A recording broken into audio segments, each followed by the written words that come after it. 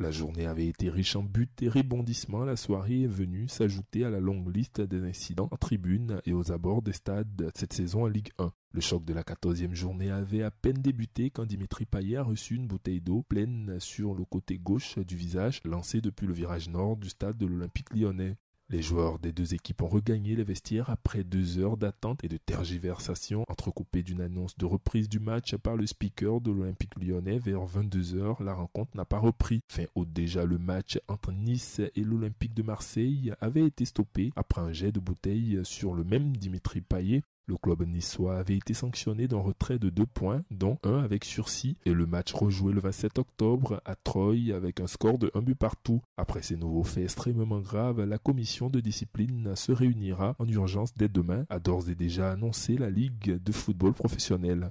Avant cette sombre soirée, Nice s'était emparé de la 2e place derrière le Paris Saint-Germain au terme d'un match renversant à Clermont, 2-1. Avec 26 points, les Niçois sont à 11 longueurs de Paris, vainqueur samedi de Nantes 3-1 au Parc des Princes et dévançant les Rennais 3e d'1 point. Mal embarqué après l'ouverture du score de Florent Auguier à la 16e minute, les Aiglons peuvent remercier Amine Gouiri, double buteur en fin de match à la 75e et 81e minute. L'attaquant compte désormais 8 buts en Ligue 1. Avec ce 4e revers de suite, les Clermontois sont désormais barragistes.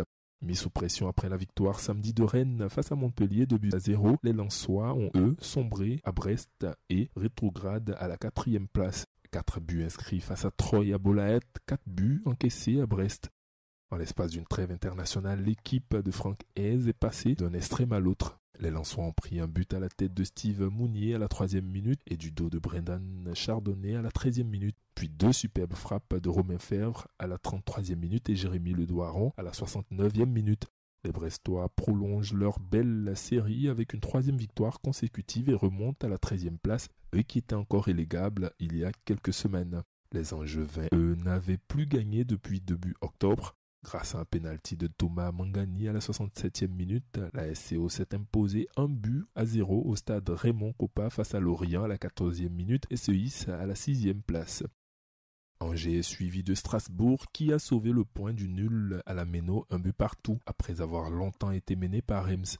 Les Rémois ont ouvert le score par Hugo Ekitike avant d'être rejoints dans le temps additionnel sur un superbe coup franc de Jean Riner Bellegarde. Après son premier succès en championnat contre Clermont début novembre 3-2, Saint-Étienne a confirmé son renouveau en allant gagner à Troyes 1-0 grâce à une frappe lointaine de toute beauté de Miguel Trocco. Les Verts restent avant-dernier au classement mais reviennent à 1 point de la place de barragiste. La Lanterne Rouge Metz a vécu un match fou à domicile face à Bordeaux.